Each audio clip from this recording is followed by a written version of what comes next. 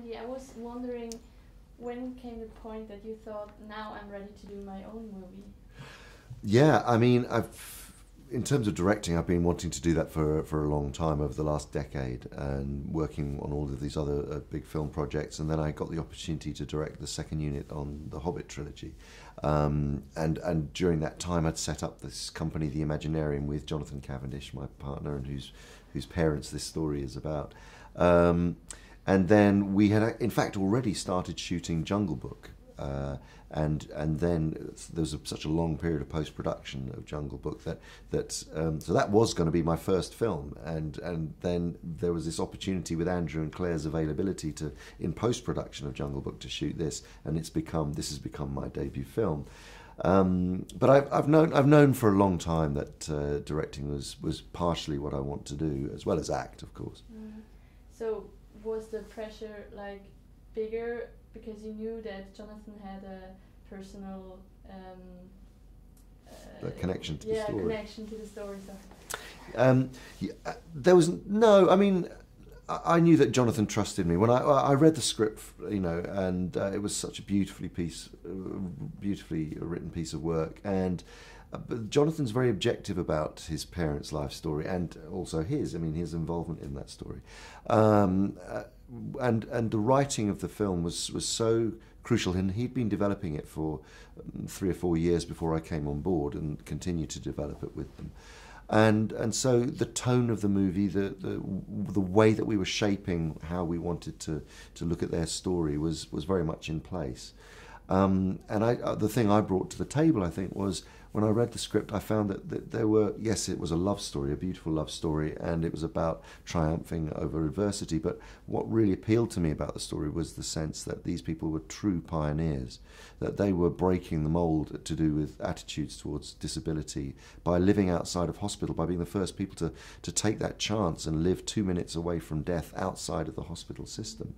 Really meant that they were groundbreaking mavericks, So and the way that they designed and imagined this new technology for themselves, and invented this new way of becoming more mobile and regaining control, and making a machine that would help him breathe attached to a wheelchair, then to be able to create a machine to lift the wheelchair into the back of a truck so that they could move. All of these things that enabled them to regain control of their life, they were doing for the first time. I think the Cavendish family is a big inspiration for a lot of people.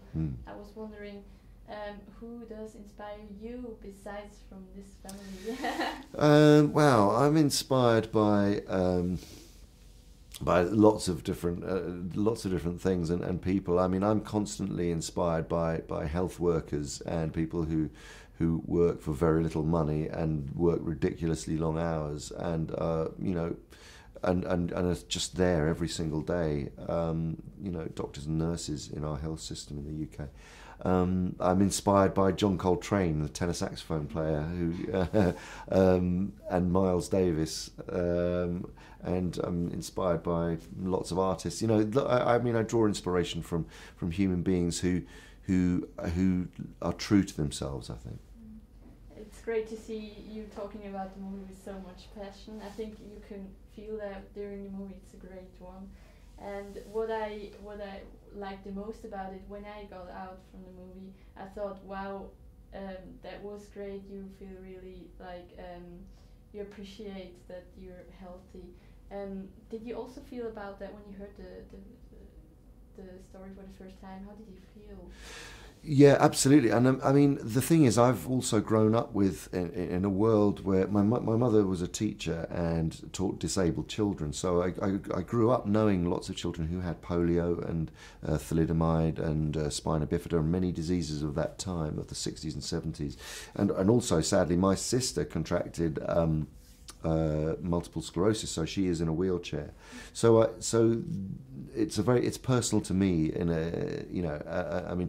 look at my sister now and how difficult it is in 2017 for her to have access wheelchair access to a lot of places and attitudes towards disabled people. When it's someone you know, of course, you're very aware of it. So that was also what partially what made me want to get involved in the story, in the telling of this story, and looking at how that's changed. There are now rights for disabled people. There is an understanding of treating, of equality, rather than treating them like they should be kept out of sight, or that they're not equal members of society. And there's still more to be done.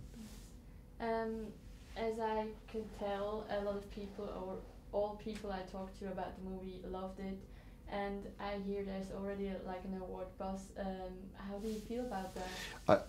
I really hope that Andrew and Claire are accoladed for their work on this film, because they're both incredible, and it's very rare that you see actors' performances that are so honest, and the chemistry is to see that chemistry on screen is very rare, I think. They gave so much to each other and were open with each other and really supported each other, and it really shows, I think, on screen.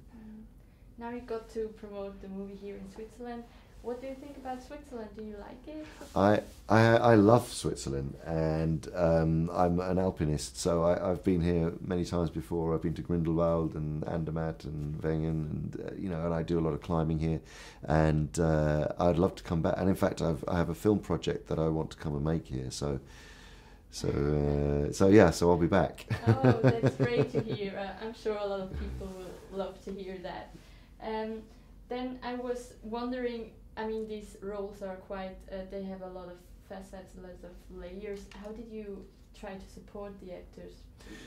Well, I think, and that's the one good thing about actor-directors, is that you understand the needs and requirements of how different acting processes work.